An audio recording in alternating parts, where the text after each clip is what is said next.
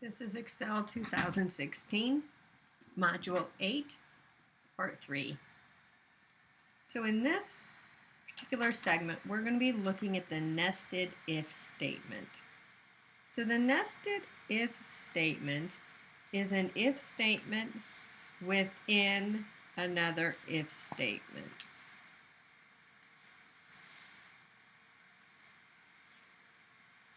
So let's look at our formatting. This tends to be one of the workbooks that are one of the formulas, that I do type in the formula bar. I think it sometimes gets too long and it's challenging to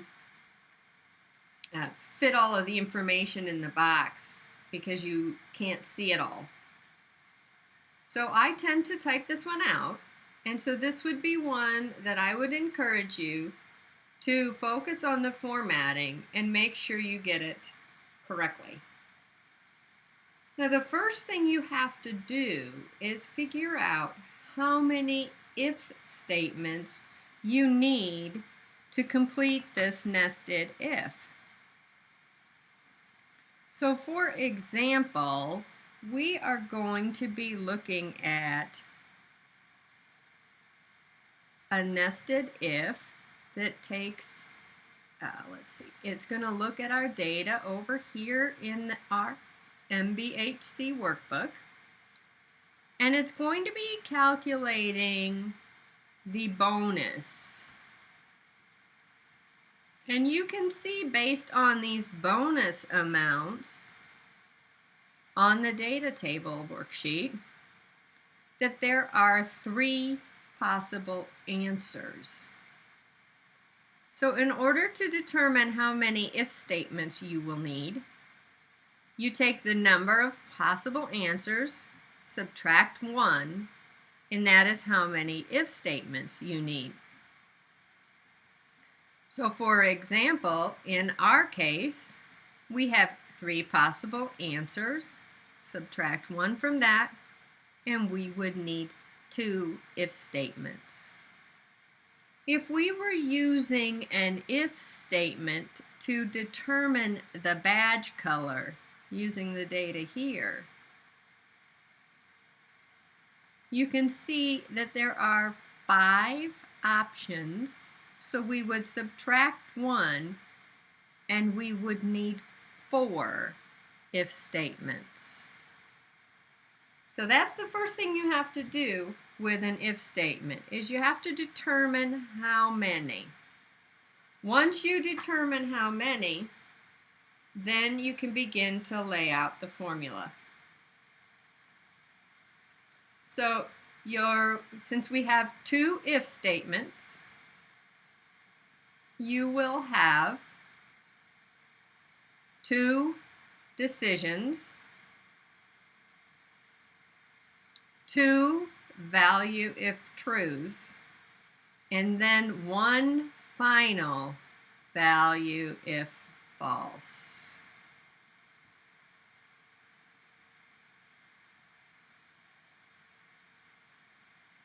Okay, so let's take a look at our example. The first question we're going to ask is, are the years of service greater than or equal to 10? If they are, we're going to give a bonus amount of 500. If they're not, we don't know what the answer is going to be yet because there are still 2 options. So the second question is going to be, is the years of service greater than or equal to 5? If the answer to that question is yes, we've already eliminated anything greater than 10, so we know the bonus has to be 250. And then once we've eliminated everything that was greater than or equal to 5 and everything greater than or equal to 10, anything left gets a bonus of the false amount, which is 100. So let's take a look at creating that formula. So again, here we have our years of service and our bonus amounts. So we're going to go over to our employee data. If your employee data column columns do not match this one, that simply means you didn't do some of the earlier videos, and that's fine. So just select the first available comma or column next to your table, and we're going to type in a heading of bonus amount.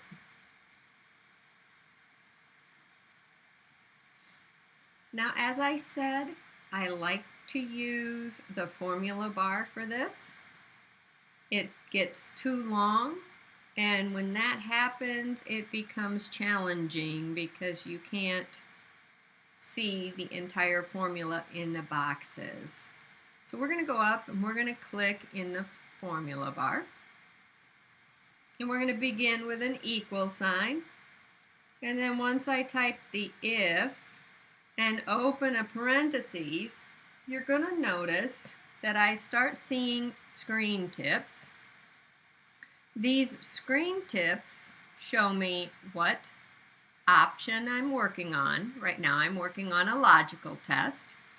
And if you pay attention, it shows you the punctuation that you need to complete your if statement.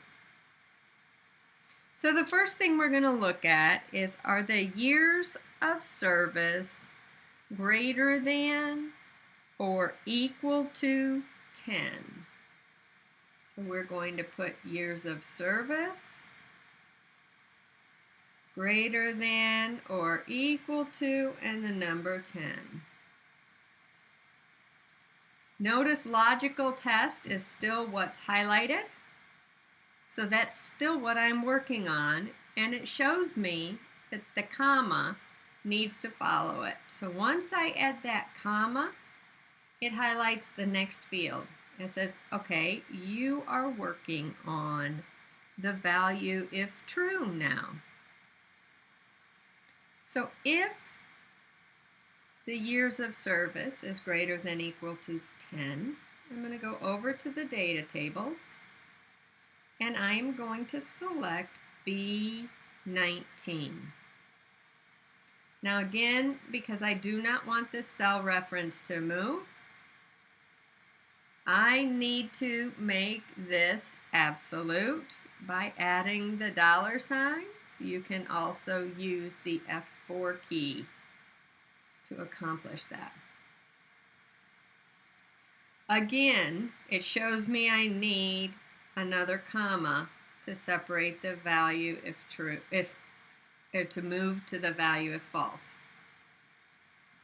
And you notice that your highlight moved from the value if true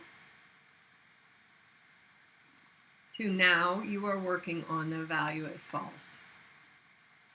But you will remember there's still two more options.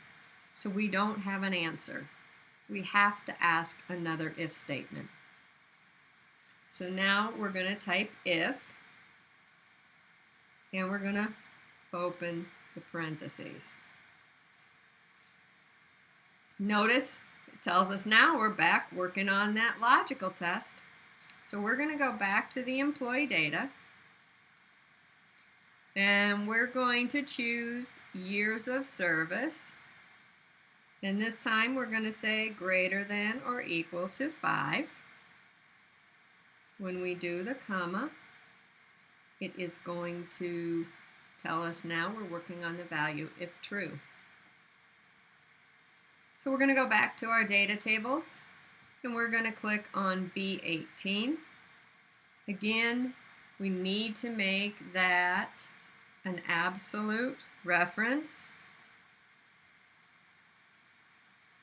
either typing in the dollar signs or using the F4 key. Now that I'm done with the value if true, I'm going to separate with a comma. The highlight shifted to the value if false. This time, there's only one answer left. And so I know that that is my value of false, B17. And again, that must be absolute referenced. Now, when you finish the entire nested if statement, you want to count the number of if statements you used. If you used 12, then you need 12 closing parentheses all at the end. If you use 5, you will have 5. Since we used 2, you're going to have 2 closing parentheses. And notice Excel color codes those closing and opening parentheses so you can see that you have matched them all up. So now we're going to hit enter, and it fills in a bonus amount for each employee that we have based on their years of service. So again, if we look at a nested if, you're going to have one logical test and value if true for each if statement. You're going to have one value if false at the very end of the statement. If you count the possible number of answers and subtract 1, that will tell you how many if statements you need to solve the equation. You must have a value if false. If you get done and you don't have something to put in the value if false, you have probably used too many if statements. And the final thing to remember is there are no closing parentheses in the middle of the formula. They all go at the end, and you need one for every if statement.